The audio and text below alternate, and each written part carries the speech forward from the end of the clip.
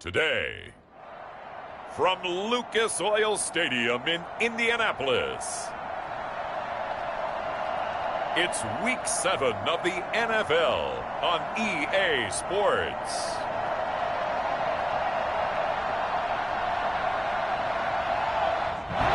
It's the National Football League presented by EA Sports.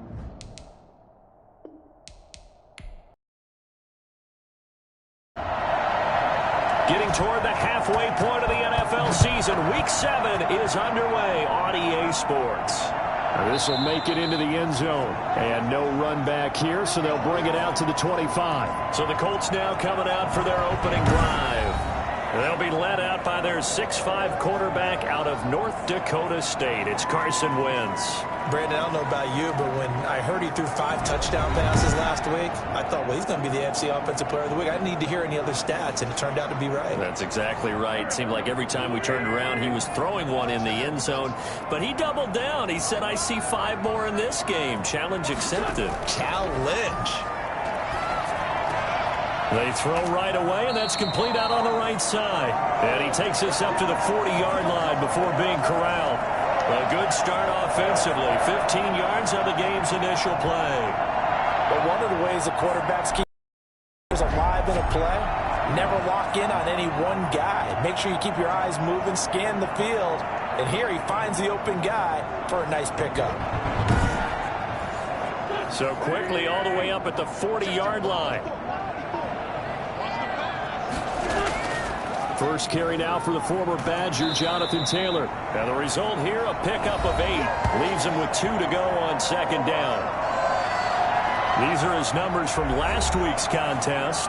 15 carries, 57 yards. I was so glad you asked for a couple of offensive linemen to talk to before the game, because they told us that in last week's contest, everything was clicking. Didn't matter whether they were doing gap scheme, zone scheme, power, whatever it was working, and they expect more of the same in this game, although they're prepared for some adjustments by the defense they expect to see. 12 yards there and a first down.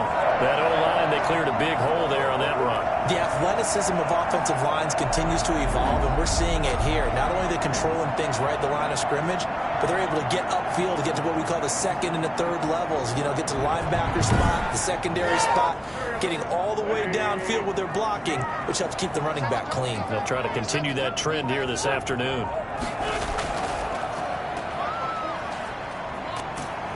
Pretty good results here on the first down run as he takes us forward for about 6.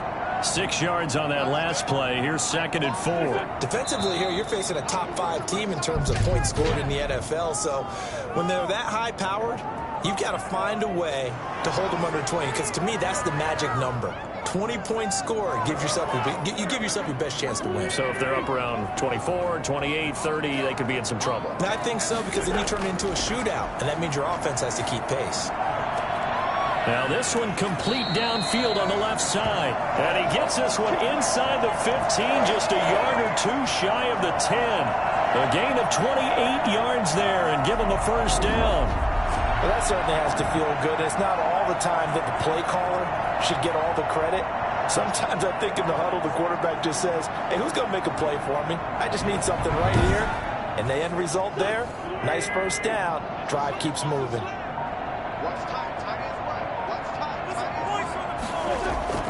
Wentz now on first down. His pass caught at the 4. And he takes this one in for a Colts touchdown. An 11-yard touchdown. And the Colts take it right down and score on the opening drive. And that's how they envisioned to get the football to start the game and score. And I don't know if that was scripted. Was it an audible?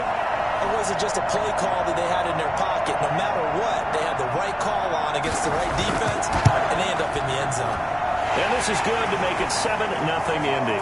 That drive goes 80 yards in 6 plays. And the result for the Colts is a touchdown.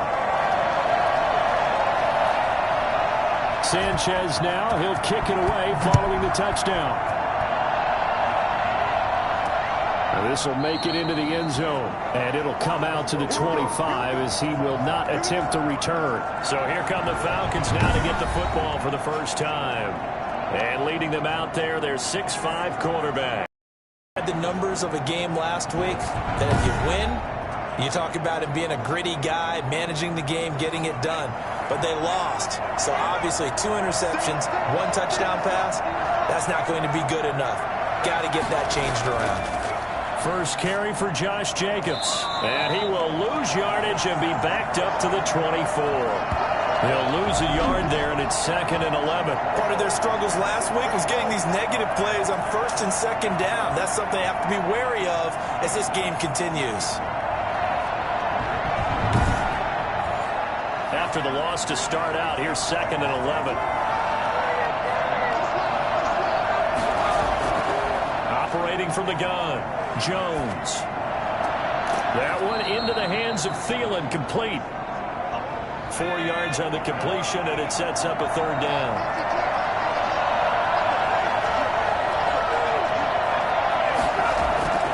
From the gun, Jones. And that will be incomplete.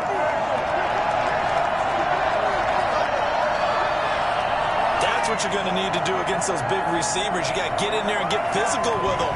That time he got in close, got in tight, and knocked the ball away. Punter Sterling Hoffrichter out now on 4th down. He punted 4 times in the loss last week as he gets this one away here. That'll be a 43-yard punt, just a single yard on the return. And the Colts will go on offense here, 1st and 10. Second drive coming up here for the Indianapolis Colts. And they'll be looking to build off of a nice drive last time, a drive that really relied on the quarterback. Making good decisions, distributing the ball well, distributing it accurately, keeping it away from danger. A really nicely run drive. But now the defense, what adjustments do they need to make in the passing game? Pass rush, pass rush, pass rush. Whether it's the guys up front, or maybe you bring additional guys, but you've got to disrupt the timing of them throwing the football. We'll see if they can disrupt it here. 9 yards, not quite enough, and they'll be left now with 3rd and 1. They'll try and run for the first with Taylor. And he's going to run into a brick wall right in the middle of the field, and I don't think he got there. No gain on the play there, and it'll bring up 4th down. Yes, it's the first half, but we'll see if that stuff there on 3rd and 1 comes back to haunt him. I hope you don't mind, but it's not going to stop me from putting a check mark next to this play. Let's look back as this game progresses and see if this is one of the key plays in the game, even though it occurred early. Out is Rigoberto Sanchez on 4th down to punt this thing. And he was called on 3 times in the win last week as his first one here's away. So a change of possession here on the punt. And possession will switch hands, 1st and 10. So for the 2nd time in this one, we get set to see the Falcons offense. And they're coming off a 3-and-out, my friend. I think they've got to look at that play sheet and go to a spot that they haven't gone before. Time to shake things up a little bit to try and get this offense moving. Okay, so how do you do that? How do you shake things up? You look at what you called before, realize it hasn't worked so well. Go to something else. And maybe try and find one of those special plays from one of your better players, and maybe try and hit something big and get things going in the excitement area. A check on Jacobs from a week ago. 13 carries, 115 yards, and a touchdown. And well-liked by his teammates. In fact, I got on good authority, even though I'm not an investigative reporter, that in their team meeting this week, the offensive line stood up and said, Coach, we've got to have better yardage for this guy. He's number 9 in the league. He's got to be in the top 3 before the season's over. Let's run the ball. It's a 1st down on a gain of 10. Now a carry for Jacobs. And he slips up past the 45 before being tackled. It's another 10 yards on that one and another 1st down. If you start assessing what went wrong last week, Charles, in their loss, had nothing to do with the ground game. They ran it well. And you also have to say to yourself as a team, don't go away from what worked. That's not the reason the game was lost. Running the football over time, when you do it consistently, usually translates into wins. And they're hoping to do it consistently here.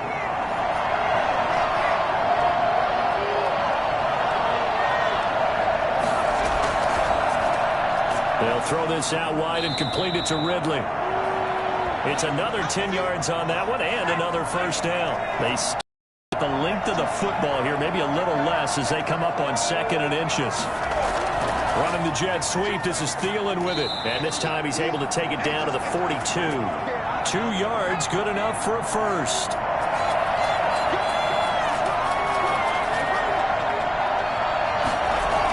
Here's Jacobs from the gun. And the stop here will come at the 38-yard line. And that time the tackle by Malik Hooker.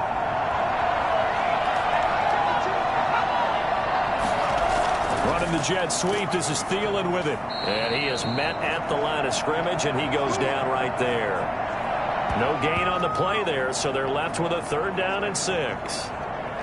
Defensively, they had that one pretty well figured out. Yeah, one of the things about this play, it can be even more effective when you run a lot of motion, and there's plenty of times you don't hand it off. Wide open receiver complete. And he is going to have a Falcons 1st down as they're able to get the 3rd down conversion. 18 yards on his first catch of the game. It's a 1st down. I think that's a big pickup for a 1st down because when you run a drag route against zone, you're sometimes asking for trouble because you might run into a defender. Yeah, well, there they ran into a 1st down. Executed it to perfection.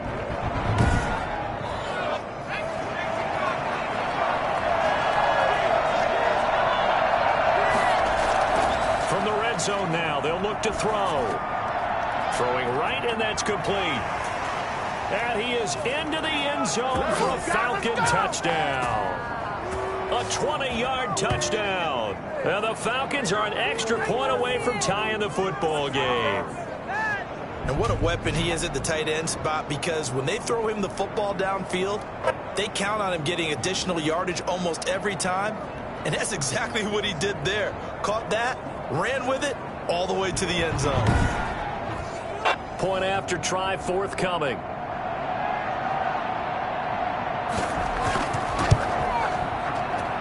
It's up and good. So these teams match touchdowns here in the first quarter, and we're tied 7-7. So all even at 7 now as they kick it away. Rodgers on the return. And a nice return sets him up pretty good here right at the 30-yard line. Yeah. Here comes the Indianapolis offense now as they get set to take over and hoping to do better than they did their last possession when they punted the football. Appeal to the vanity of your offensive line. Tell them that they control your fate. Leverage guys. Win the line of scrimmage. If you do that, you start to win 1st down. You win 2nd down. And guess what? You start accumulating 1st downs. And that's what they need in order to not punt the ball again. A pass there over the middle to start things out. And this will leave them a yard short. Nice pickup of 9 yards on 1st down.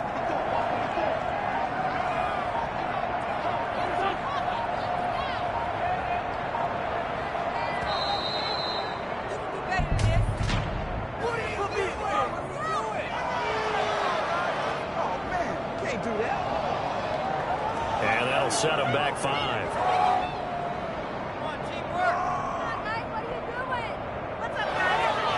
Doesn't look to be any confusion here as they come up now on a 2nd and 6 following the delay of game.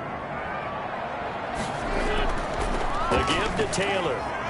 And he'll get 2, maybe 3 up near the 37. A couple extra tight ends in the formation here as they line up 3rd and 2.